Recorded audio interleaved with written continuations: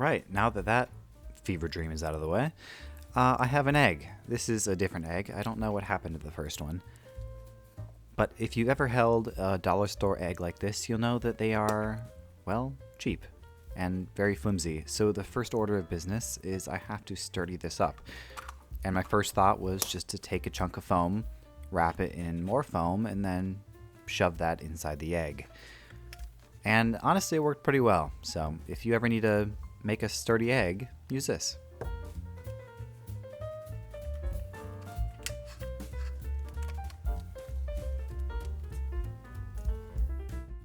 My egg gets a good brush down with a wire brush. This just allows me to glue things to it a little easier. I take another egg and cut it up into pieces and glue it on to the first egg.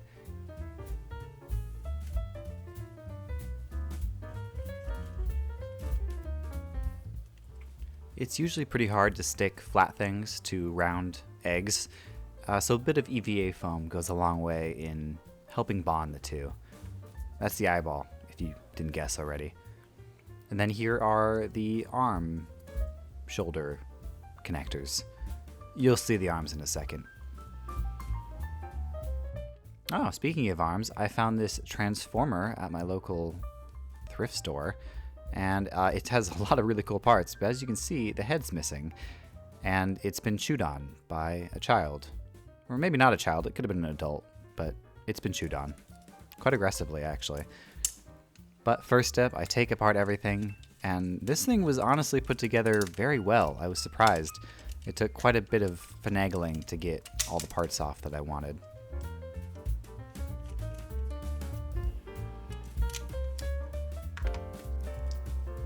Oh, here we go. There's the arms.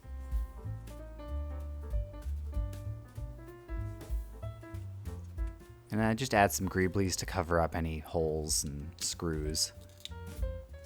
And the reason why I'm using the entire arm and part of the leg instead of making it from scratch is because I had the great idea to make an egg bot on the 14th of April.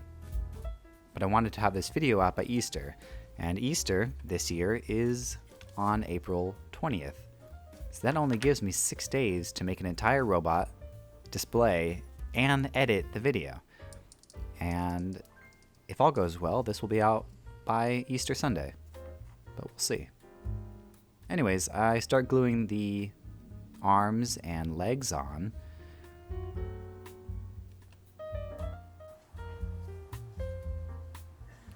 And now I need the rest of the legs. I didn't like the original legs on the robot because it was, they were too big. So I'm making my own out of some little greeblies I have.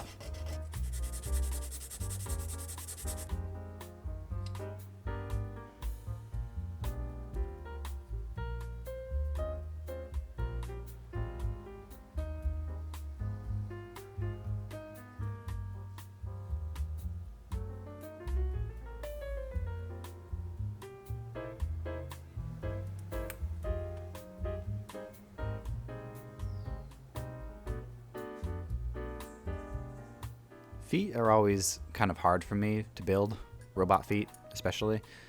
But here's what I came up with this time. I've got a bead, I've got the tips of these little wings, the tip of this eyebrow shaver tool, and I just start gluing them together.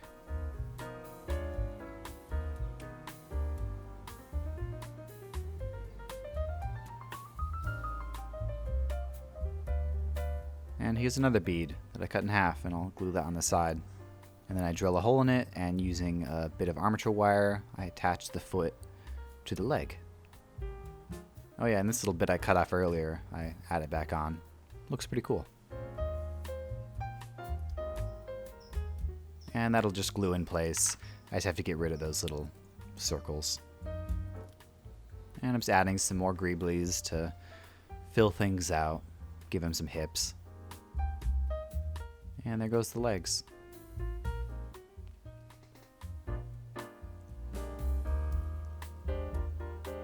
And once I get the legs in a shape that I want, or a position that I want, I can glue all the joints with some super thin super glue. And I can do the same with the arms. once I get them into a position I like. I'm using these brass rods and aluminum tubes to make these little hydraulics. This is for show, but it does also add a bit of stability. And this is some guitar wire. I actually learned this trick from Boylai Hobby Time, who is a really talented maker here on YouTube. Little guitar wires like this are great because they have a lot of texture and they also bend well. And some final greeblies and the overall shape is done. It's nice when you have a company that makes arms and legs, just make them for you. Save some time. And of course he gets a brush down. Oh, I found these 1/35th scale soldiers at my local hobby store. They were in the back in the bargain bin for $5. So I grab the pieces I want, and with a bit of magic, I turn it into a full soldier. And now for the painting. I do a bit of white airbrushing from the top just to add some shadows. And I will say, full disclosure, I don't really know what I'm doing when it comes to painting minis like this. I watched a couple tutorials. I think this is called glazing, basically where you take paints, you thin them down with water, and then you just keep on adding layers upon layers, and eventually you get the shade that you want. And with the artificial shadowing that I added with the white and the black, that helps peek through and show off some shadows and highlights. And I do the same thing with his clothes and helmet. And as you can see, the more layers you put on, the darker it gets. End of the day, I like how this turned out, but I didn't follow any actual patterns for real-world military uniforms. I kind of just picked the two most military-esque colors that I had in my collection and slapped them on.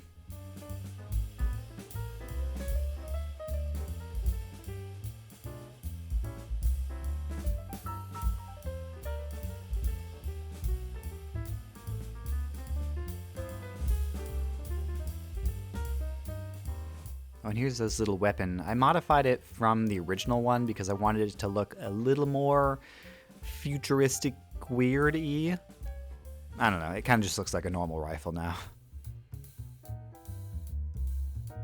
Oh yeah, here it is. And here's the big boy. This is for the robot, of course. And I'll hit it with a bit of silver dry brushing.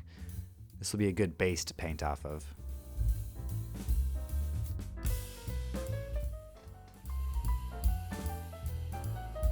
Oh, now our robot again. He gets hit with a black coat of flat black.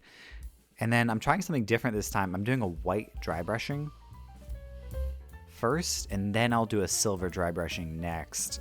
And I think it helped make the silver pop more. I'm not sure.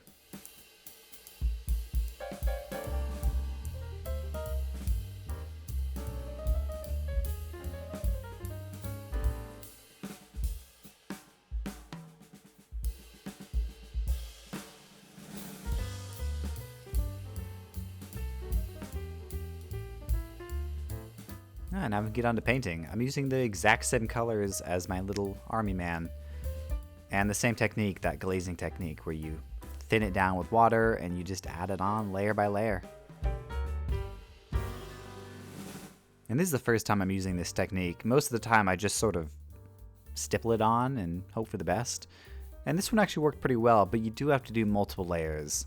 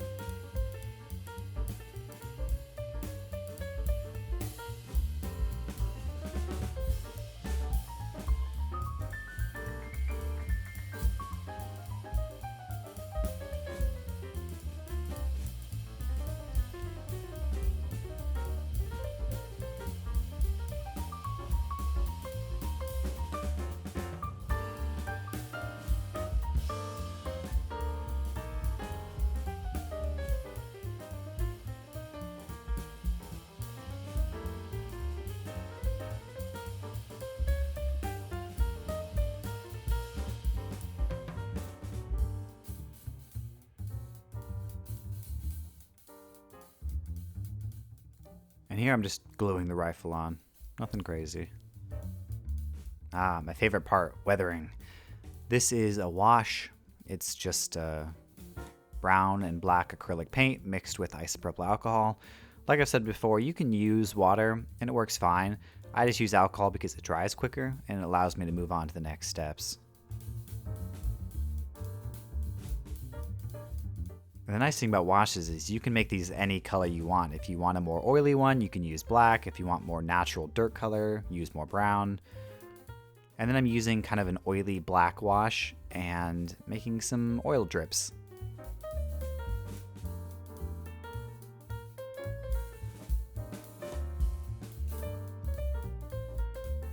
And a bit of rust in any of the exposed metal.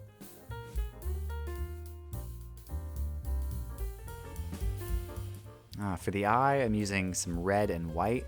I do a red base layer, and then slowly adding a bit of white at a time, I make an iris effect until the very last color is a pure white, and I just dab that on with the end of the toothbrush. Not a toothbrush, just a paintbrush. Ooh, backpack.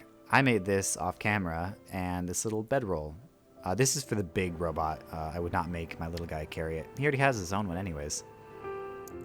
So I glue everything on. And here's a base. I built this off camera as well, but I have a full video on how I make these bases that you can watch here.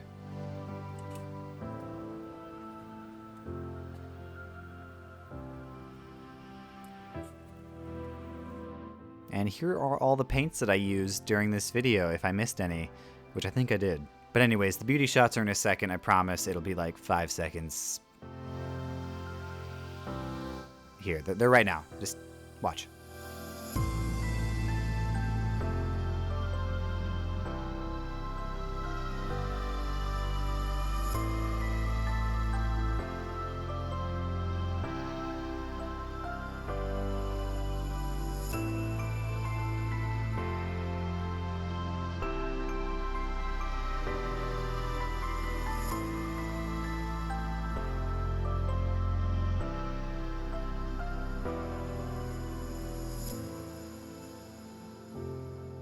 Hey, thanks for sticking around to the end of the video. If you're still here, thanks for watching. Thanks for enjoying the video if you did. If you want to consider subscribing, please do. Like, comment, share, all that good stuff. I will leave links in the description to all the tools and materials I use. They're Amazon affiliate links. Again, thank you so much for watching. And as always, I will see you in the next video.